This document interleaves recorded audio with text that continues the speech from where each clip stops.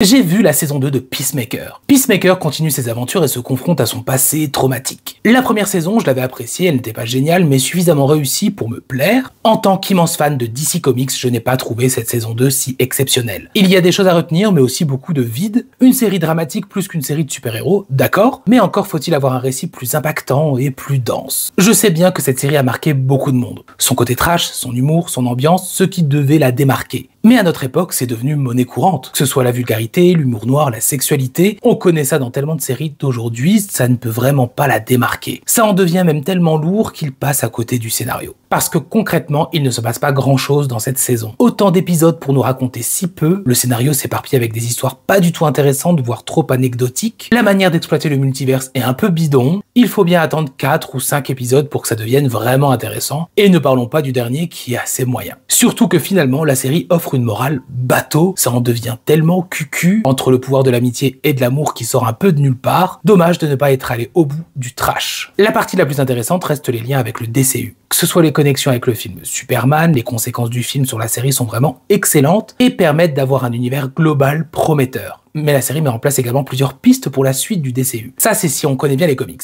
On voit se mettre en place certains arcs, du coup c'est un peu prévisible mais ça promet un futur palpitant. Le personnage de Peacemaker sera central, et il le mérite, par contre les autres sont oubliables. On sait bien qu'ils n'auront que peu d'impact sur l'univers. D'ailleurs, dans cette saison 2, leur développement tourne un peu en boucle et les nouveaux personnages sont pauvres. Niveau réalisation, c'est similaire à la saison 1. Un peu toujours les mêmes décors, par contre la mise en scène est prenante. Les effets spéciaux sont un peu kitsch, sûrement voulus parfois, mais d'autres fois non, clairement. Tout le budget a dû être épuisé pour Igly, on a encore ce côté Power Ranger avec les costumes. La musique n'est pas marquante. Concernant le casting, le noyau central est toujours aussi bon. Les nouveaux personnages sont oubliables.